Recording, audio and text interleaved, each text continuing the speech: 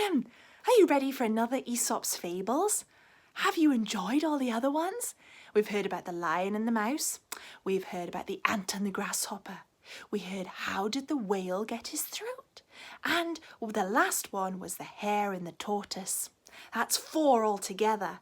So after 4 comes 5. High five! Whoocha! This next one is all about this creature. Do you know what animal he is?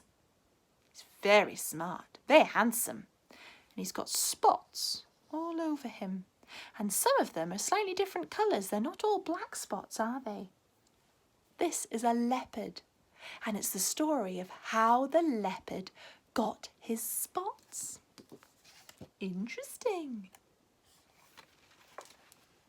There once was a leopard who had yellowish, brownish coat. Everything around him, the grass, the rocks, the animals, they were all a yellow, brownish colour too. The leopard was the hardest to spot, so it was easy for him to sneak up on other animals and eat them for dinner. The leopard would hide behind the yellowish-brownish rock or lie in the tall yellow-brownish grass. Then he would leap out! Yikes! Sometimes the leopard hunted with his friend, the man, and the other animals didn't know which way to jump. So bit by bit, the giraffe began it, because his legs were the longest, to scuttle off to find a place to hide. At last they came to a great forest. The trees and bushes cast a stripy, speckly shadows. And after a long time of standing, with the slippery, slidey shadows falling on them, the giraffe grew blotchy. And the zebra became stripy. And the antelope became darker. At last you could hear them and smell them, but you could hardly see them at all. We call that camouflage, don't we? Meanwhile, the leopard and the man were looking all over their yellow-brownish home, wondering where all their breakfasts and lunches and dinners had gone. Looks like they're hungry. They were so hungry they had to eat beetles and rats. And they both ended up with a tummy ache. So the leopard and the man went to see the baboon, who was the wisest of the animals.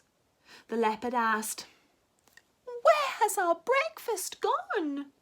The baboon said to the man, "My friend, your breakfast decided it needed a change. You should change too." Then the baboon winked. "Leopard, your breakfast has gone into other spots. Maybe you should do the same." It's a big sneaky clue there, isn't it? So the leopard and the man set off to look for their breakfast. At last they came to a great forest full of dotty, spotty shadows. "What is this?" asked the leopard. "I can hear zebra, and I can smell zebra, but I cannot see the zebra." "It is strange," said the man. "I can hear giraffe, I can smell giraffe, but I cannot see giraffe. Can you see the giraffe?" It's tricky, isn't it? Because he's so well camouflaged against the leaves. He looks the same. That night, the leopard heard something moving in the dark. So he jumped on top of it. It smelled like zebra. It felt like zebra. He heard the man do the same. He caught something too. They decided to sit on these strange invisible things until morning. And in the morning they looked at what they had caught. The man says, "Mine looks like a giraffe, but it's covered in blotches, brown blotches." The leopard said, "Mine looks like a zebra, but it is covered with black stripes. What have you been doing, zebra? Why is it so hard to find you?" "Let us up," said the zebra, "and we'll show you." So they did. The zebra walked to some bushes where the sunlight fell all stripy, and the giraffe walked to some trees where the shadows fell all blotchy. "Now where's your breakfast?" The leopard looked, and the man looked, but they could only see stripy, blotchy shadows. "That's a trick worth learning," said the leopard. "The long and the short of it is we don't match our backgrounds," said the man. "The baboon told me to change, so I am going to change the colour of my skin." So he changed his skin there and then. "But what about me?" asked the leopard. "Well, he told you to go into spots," replied the man.